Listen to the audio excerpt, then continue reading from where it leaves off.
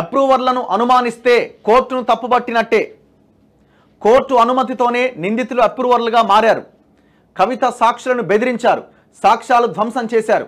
ఆమెకు బెయిల్ ఇస్తే కేసుపై ప్రభావం. మద్యం వ్యాపారం కోసం శ్రీనివాసులు రెడ్డి కేజ్రీని కలిశారు. ఎవరి శ్రీనివాసులు రెడ్డి? వైసీపీ ఎంపీగా ఉండే. కేజ్రీ సూచనతో ఆయన కవితను హైదరాబాద్లో కలిశారు. అంటే లిక్కర్ వ్యాపారం కోసం వైసీపీ ఎంపీ శ్రీనివాసరెడ్డి పోయి కేజ్రీవాల్ని కలిసిండు. కేజ్రీవాల్ ఏం చెప్పిండు? కవితను కలువు, ఆమె మన లీడరు, మన డాను, నా తర్వాత ఆమెనే అంటే ఆమెను పోయి శ్రీనివాసరెడ్డి కలిసిండు. ఢిల్లీ సీఎం 100 కోట్లు అడిగినట్టు మాగుంటకు కవిత వెల్లడి. శ్రీనివాసులు రెడ్డిని ఆమె 50 కోట్లు డిమాండ్ చేశారు ఈడీ. ఎవరిని? ఆ వైసీపీ ఎంపీని శ్రీనివాసులు రెడ్డిని కవిత 50 కోట్లు డిమాండ్ చేసిందట. అయ్యా చెప్తున్నావు కదా, కేసీఆర్ తిరుగుతున్నావు కదా, నీ బిడ్డ భాగవతము అదే నల్గొండ ప్రజలకు చెప్పు. నువ్వు అంటున్నావు కదా, ఓ జగన్మోహన్ రెడ్డి నీళ్ళు ఎత్తుకపోతుంటే నీ బిడ్డ ఎవరితో దందాలు చేసిందో చెప్పు జర. ఆడ సారా దందా ఆంధ్ర వాళ్ళతో, ఆంధ్రాలో ఉన్న ప్రభుత్వంలో ఉన్న పెద్ద మనుషులతో నీ బిడ్డ సారా దందా చేసింది. నువ్వు ఆడబోయి తెలంగాణ తెలంగాణ తెలంగాణ అని మాట్లాడుతున్నావు. ఎవరి కోసం తెచ్చిరి తెలంగాణ? సారా దందా చేయడానికా? వేరే పక్క రాష్ట్రములతోని? చూడండి, కోర్టులో ఈమెకు సంబంధించిన పిటిషన్ నిన్న మళ్ళీ చర్చకు వచ్చింది. యాక్చువల్గా మొన్న నిన్న అంతకుముందు మొన్న నిన్న కూడా దీని మీద విచారణ జరుగుతూ ఉన్నది. వాదనలు కంటిన్యూ అవుతూ ఉన్నాయి. ఇది ఈడీ కేసులో బెయిల్కి సంబంధించిన వ్యవహారం అనుకుంటా. ఇక్కడ చూడండి, కోర్టు అనుమతితోనే నిందితులు అప్రూవర్లుగా మారారు. కవిత ఉద్దేశపూర్వకంగానే 10 ఫోన్లు ఫార్మాట్ చేశారు.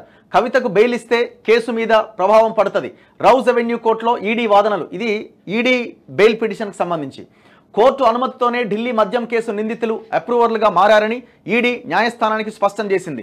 అప్రూవర్లను అనుమానిస్తే కోర్టు నిర్ణయాన్ని తప్పుపట్టినట్టే అని పేర్కొంది. ఢిల్లీ మద్యం కేసులో తనకు బెయిల్ ఇవ్వాలని కోరుతూ కవిత దాఖలు చేసిన పిటిషన్ పైన రౌజ్ అవెన్యూ కోర్టులో బుధవారం విచారణ జరిగింది.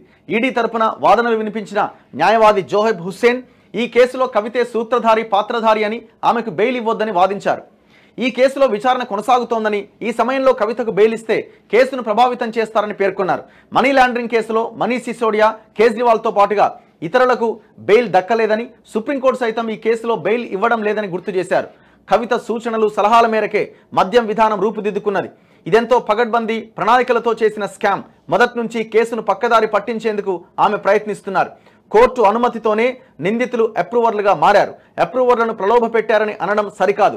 వారిని అనుమానించడం అంటే కోర్టు నిర్ణయాన్ని తప్పుబట్టినట్టే. రాజకీయ కోణంలోనే అప్రూవర్లపై ఆరోపణలు చేస్తున్నారు అని జోహెబ్ హుస్సేన్ తెలిపారు. అలాగే ఆమె ఉద్దేశపూర్వకంగానే ఫోన్లలో ఉన్న డేటాను డిలీట్ చేశారు. ఈడీకి ఇచ్చిన 10 ఫోన్లను కూడా ఫార్మాట్ చేసే ఇచ్చారని కోర్టు దృష్టికి తీసుకొచ్చారు. సాక్షులను బెదిరించారు. ఢిల్లీ మద్యం పాలసీ కేసులో కవిత సాక్షులను బెదిరించారని, సాక్ష్యాలు ధ్వంసం చేశారని జోహెబ్ హుస్సేన్ వాదించారు. కవిత ప్రాక్సీన్ అంటూ అరుణ్ రామచంద్రన్ పిల్లై వాంగ్మూలం ఇచ్చారు. ఎవరు? కవిత బినామీ నేనే అంటూ అరుణ్ రామచంద్ర పిల్లై వాంగ్మూలం ఇచ్చారు. కానీ కవితకు నోటీసులు ఇచ్చిన తర్వాత అరుణ్ పిల్లై తన వాంగ్మూలాన్ని వెనక్కి తీసుకున్నారు. కవిత ఒత్తిడితోనే ఆయన యూటర్న్ తీసుకున్నాడు. అంటే బెదిరించిందని అంటుంది ఈడీ. కవిత, కేజ్రీవాల్, మనీష్ సిసోడియా మధ్య అవగాహన ఉందని బుచ్చిబాబు స్టేట్మెంట్ ఇచ్చిండు. మాగుంట శ్రీనివాసులు రెడ్డి కేజ్రీవాల్ను ఢిల్లీలో కలిశారు. కవితను కలవాలి అని కేజ్రీవాల్ సూచించడంతో హైదరాబాద్లో శ్రీనివాసులు రెడ్డి కవితను కలిశారు. కేజ్రీవాల్ 100 కోట్లు అడుగుతున్నాడు. శ్రీనివాసులు రెడ్డికి కవిత చెప్పింది 50 కోట్లు ముందుగా ఇవ్వాలని ఆయన్ను కోరారు. కవితకు 33% వాటా కోసం బుచ్చిబాబు పనిచేశారని జోహెబ్ హుస్సేన్ కోర్టుకు వివరించారు. బుచ్చిబాబు, మాగుంట రాఘవల వాట్సాప్ చాట్స్లో సాక్ష్యాధారాలు దొరికినాయి. అనంతరం అప్రూవర్గా మారిన మాగుంట రాఘవ సాక్ష్యాలను ధృవీకరించారని తెలిపారు. ముడుపుల ద్వారా ఇండో స్పిరిట్స్ కంపెనీలో కవిత లబ్ధి పొందారని వాంగ్మూలాలు ఇచ్చినట్టుగా గుర్తు చేశారు.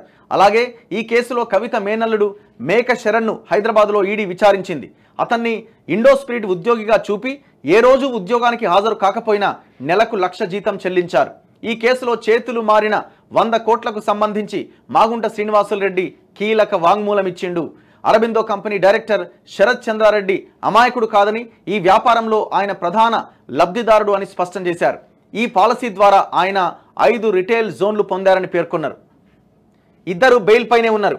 కవిత తరపున సీనియర్ న్యాయవాది అభిషేక్ సింఘ్వి వీడియో కాన్ఫరెన్స్ ద్వారా హాజరై ఈడీ వాదన తప్పుబట్టారు.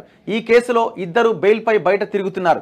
అయినా ఇది ఫైనల్ ఆర్గ్యుమెంట్ కాదని, కేవలం బెయిల్ పిటిషన్ పై మాత్రమే వాదన జరుగుతుందని గుర్తు చేశారు. బెయిల్ పిటిషన్ పైన 3 రోజుల నుంచి ఈడీ వాదనలు వినిపించడం సరికాదు.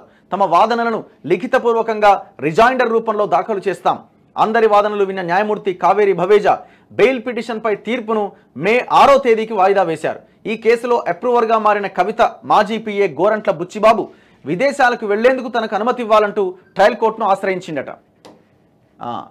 ఇవాళ 25 అంటే మే 6వ తేదీ, మళ్ళీ ఇది 5 రోజులు అదో 6 రోజులు, మళ్ళీ 11 రోజుల దాకా మేడం స్టడీస్ అప్పుడు లేదు.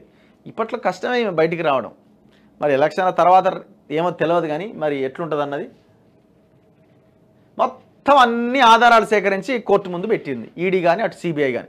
పుసుకున్న ఒకవేళ ఈడీ కేసులో బెయిల్ వచ్చినా మళ్ళీ సిబిఐ రెడీగానే ఉన్నది. సో ఇట్లా మేడం గారు ఇప్పట్లో ఆమె బయటకు వచ్చే అవకాశాలు అయితే కనిపిస్తలేవు. ఈమె నువ్వు అట్లా ఇట్లా వాళ్ళని వీళ్ళని బెదిరిస్తా అంటే కుదరదు, అది కోర్టును అవమానించినట్టు అయిద్దని చెప్తా ఉన్నారు. ఇంత ఓపెన్గా దొరికిన తర్వాత ఇంకా తప్పించుకోవడానికి ఏముందల్లా? ఈమె రేపు పొద్దున అప్రూవర్గా మారితే తప్ప ఆమెకు బెయిల్ వచ్చే అవకాశం ఉండదేమో.